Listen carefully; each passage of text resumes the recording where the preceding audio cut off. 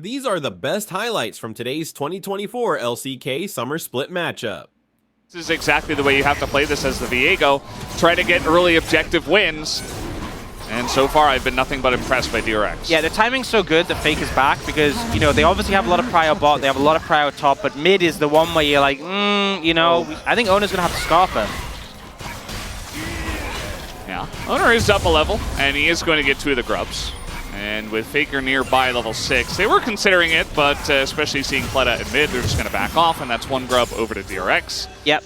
Just getting a single grub makes a big difference. Hemtech Soul, just giving you no real late game option in the back of it. Oh, Frog in trouble. Yeah, it's a Senna gank that comes in, but again, this is Renekton, and they're just going to try to turn this one around. They got Viego coming up here as well as the TP, and that's an Aurelion Soul. You're not getting away from that as he glides on in. The ult has to be flashed by Guma, and that's a nice first blood going to DRX. Keep this wave away. Yeah. He can prevent the dive, but Faker might just shuffle him if he does.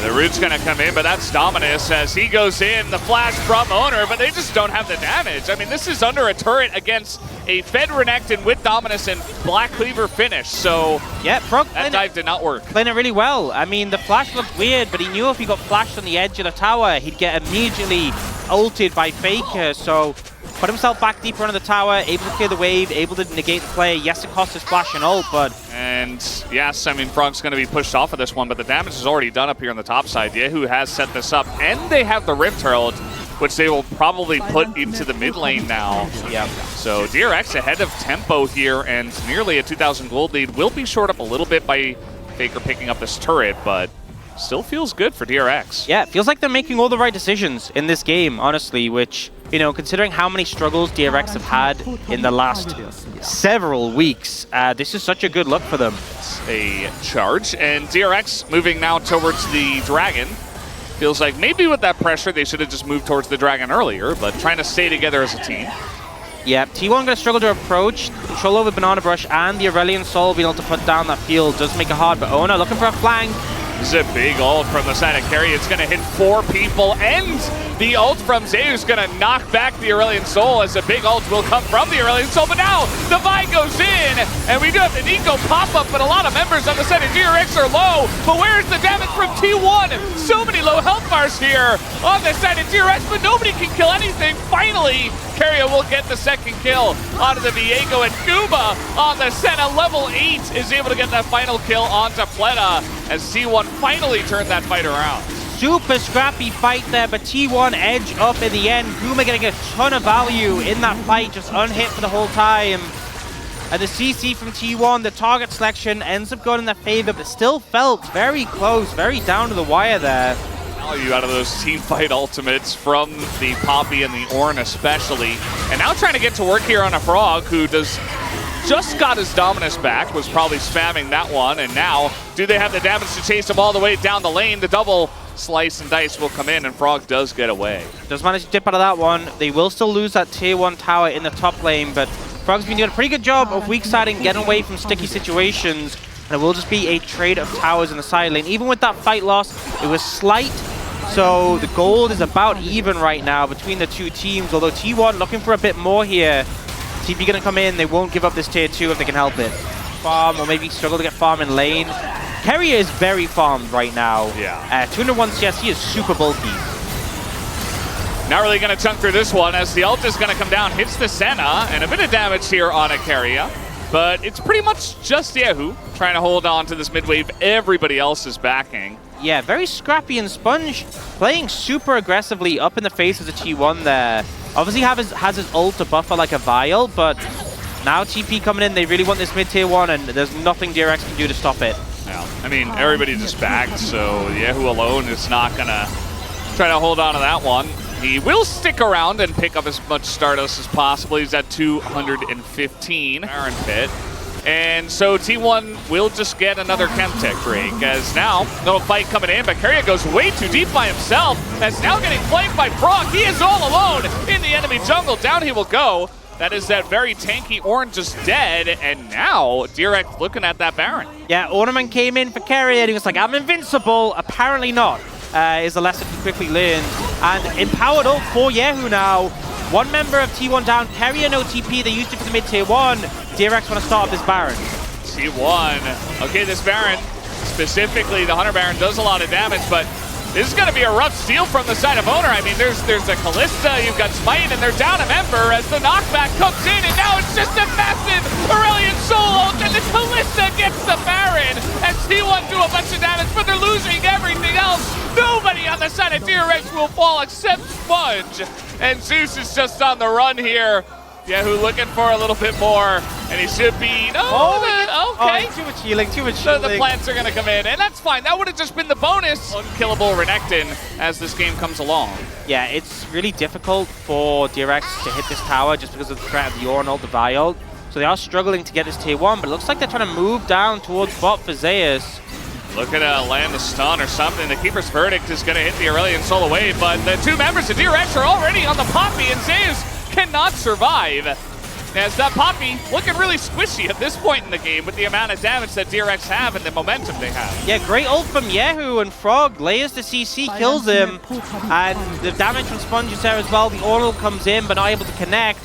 Now T1 are gonna try and find something here on Yahoo, but they might be in trouble themselves. Oh, it's a root here on Owner. He's in a ton of trouble. I mean, look at that massive chunk that the Aurelion Soul is at this point, and the Vi alone is obviously going to be taken down. The only gold lead is on the Ornn. As Sponge, he's going to get a flash out of the Senna as well. That means that Guma's going to have less survivability on the next Aurelion Soul ult. Set up for the Dragon again. It's only a Chemtech, but DRX not going to let them get this one for free. Yeah, this time around, DRX want to fight for it, as a lot of poke damage is coming out of the Azir. Faker doing a good job of that. But is it going to be effective damage here? As we don't have the empowered ult, and a lot of damage does go into the Dragon, as T1 will take it down. DRX say, okay, you poked us out. We're not going to try to force this one. It's just Chemtech Drake. Doesn't do much for us.